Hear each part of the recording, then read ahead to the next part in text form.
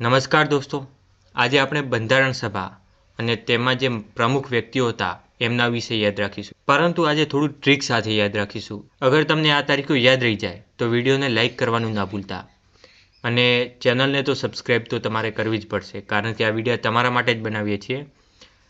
તો આપણે પહેલાં જોઈશું આ કોણ બેઠું છે.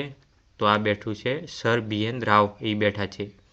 સર બી.એન. રાવ બેઠા બેઠા વિચારે છે, કારણ કે અંગ્રેજોએ 1942માં જ્યારે હિન્દ છોડો આંદોલન જ્યારે ઉગ્ર બન્યું ત્યારે અંગ્રેજોને લાગ્યું કે હવે ભારતમાં વધારે સમય રોકાઈ આપણે નહીં શકીએ. એના પછી અંગ્રેજોએ કીધું કે હવે અમે થોડા જ સમયમાં ભારતને તમારા હાથમાં સોંપીને અહીંથી ઇંગ્લેન્ડ જતા રહીશું. એટલે સર બી.એન. રાવ બેઠા બેઠા વિચારે છે કે આપણે હવે ભારત માટે કે એક એવું બંધારણ બનાવવું, યાની કે એવો કાનૂન બનાવવો જે ભારતને 12 મહિના સુરક્ષિત રાખે. એટલા માટે આના પરથી આપને એક વસ્તુ ખબર પડી કે ભારતને 12 મહિના સુરક્ષિત રાખવું એટલે ડિસેમ્બરમાં કેટલા મહિના હોય? 12 મહિના. પણ શરૂઆતથી લઈને પહેલા મહિનાથી છેલ્લા મહિના સુધી આ ભારતને સુરક્ષિત રાખવો, યાની આ 6 + 6 કેટલા થયા? 12 મહિના. યાની આના પરથી આપણે ટ્રીક સાથે યાદ રાખી શકીએ કે 6 ડિસેમ્બર 1946, 6 + 6 12 મહિના, અને ડિસેમ્બરના પણ કેટલા? 12. યાની શરૂઆતથી લઈને એન્ડ સુધી ભારતને સુરક્ષિત રાખે એવું કાનૂન બનાવવું. યાની આપણે બંધારણ સભાની ક્યારે સ્થાપના થઈ એ યાદ રાખી શકીએ, 6 ડિસેમ્બર 1946. તો આના પરથી આપણે શું ખબર પડ્યું? પહેલું છે કે બંધારણ સભાની સ્થાપના ક્યારે થઈ? 6 ડિસેમ્બર 1946. સભાના સલાહકાર કોણ? કોને આવું વિચાર્યું કે આપણે એવો કાનૂન બનાવવું? તો એ સર બી.એન. રાવ. યાની સભાના સલાહકાર કોણ થયા? સર બી.એન. રાવ. એટલે આ ટ્રીક ઉપરથી આપણે યાદ રહી ગયું. પછી આગળ પ્રથમ બેઠક બોલાવવામાં આવી. આ વિચાર્યા પછી સ્થાપના થઈ બંધારણ સભાની. પછી પ્રથમ બેઠક બોલાવવામાં આવી. પ્રથમ બેઠક બોલાવવા વચ્ચે 3 દિવસ લાગી ગયા. 3 દિવસ, યાની 6 ડિસેમ્બર પછી 9 ડિસેમ્બર. 9 ડિસેમ્બર 1946 વચ્ચે 3 દિવસ લાગી ગયા. બંધારણ સભામાં બેઠો એક વ્યક્તિ ઊભો થઈને લોકોએ કીધું કે કૃપા કરીને લીડર બનાવો, નહીંતર બંધારણ ક્યારેય પૂરું નહીં થાય. આ 3 દિવસ થોડી લાગે બેઠક વચ્ચે. આના પરથી આપણે ટ્રીક સાથે યાદ રાખી શકીએ કે કૃપા કરીને, યાની કૃપા પરથી જે.બી. કૃપલાણી એ જે સૌપ્રથમ સભાને સંબોધિત કર્યું હતું. અને લીડર બનાવો, લીડર યાની કોઈ અધ્યક્ષ બનાવો. તો અધ્યક્ષ કોને બનાવવામાં આવ્યા? સચ્ચિદાનંદ સિન્હાને અધ્યક્ષ બનાવવામાં આવ્યા. આના પરથી આપણે ખબર પડી કે 9 ડિસેમ્બરે શું થયું? તો 9 ડિસેમ્બરમાં પ્રથમ બેઠક યોજાઈ અને આ બેઠકમાં જે.બી. કૃપલાણીએ સભાને સંબોધિત કર્યું પ્રથમવાર. અને અધ્યક્ષ કોણ બન્યું આમાં? સચ્ચિદાનંદ સિન્હા, જે સૌથી વડીલ હતા. પછી આગળ બીજી બેઠક બોલાવવામાં આવી 11 ડિસેમ્બર 1946. વચ્ચે કેટલા દિવસ લાગ્યા? 2 દિવસ લાગ્યા. તો ફરી આ વ્યક્તિ ઊભા થઈને કીધું કે ભાઈ 2 દિવસ પણ વધુ છે, આ લીડર ના ચાલે. તો સચ્ચિદાનંદ સિન્હાને અધ્યક્ષ પદેથી હટાવી અને સ્થાયી અધ્યક્ષ કોણ બન્યું? રાજેન્દ્ર પ્રસાદ. એટલે હવે ખબર પડી જો કે 11 ડિસેમ્બરે રાજેન્દ્ર પ્રસાદને સ્થાયી અધ્યક્ષ બનાવવામાં આવ્યા. બીજી બેઠકમાં સ્થાયી અધ્યક્ષ બનાવવામાં આવ્યા. એના પરથી આપણે શું ખબર પડ્યું કે સચ્ચિદાનંદ સિન્હાએ અસ્થાયી અધ્યક્ષ હતા. પછી ત્રીજી બેઠક ક્યારે યોજાઈ?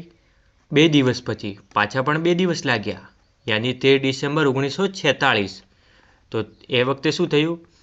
જવાહરલાલ નહેરુ આગળ આવીને પ્રસ્તાવ વાંચ્યો. પ્રસ્તાવના યાની કે જવાહરલાલ નહેરુએ આગળ આવીને ઉદ્દેશ્ય પ્રસ્તાવ જારી કર્યો કે ભાઈ હવે વારંવાર લીડર ના બદલી શકીએ, હવે આપણે આ રીતના જ બંધારણની અગવાઈ કરવાની રહેશે. અને આના પરથી આપણે ખબર પડ્યો કે ત્રીજી બેઠક ક્યારે યોજાઈ? ત્રીજી બેઠક યોજાઈ 13 ડિસેમ્બર 1946. અને આ બેઠકમાં જવાહરલાલ નહેરુએ ઉદ્દેશ્ય પ્રસ્તાવ રજૂ કર્યો. અને આપણે જાણીએ છીએ કે ઉદ્દેશ્ય પ્રસ્તાવ પાછળથી આમુખનો સ્તંભ બન્યો. પ્રમુખ વ્યક્તિઓ સમજી લઈએ. આમાં પ્રમુખ વ્યક્તિઓ કોણ હતા એ સમજી લઈએ. ડૉક્ટર સચ્ચિદાનંદ સિન્હા શું હતા?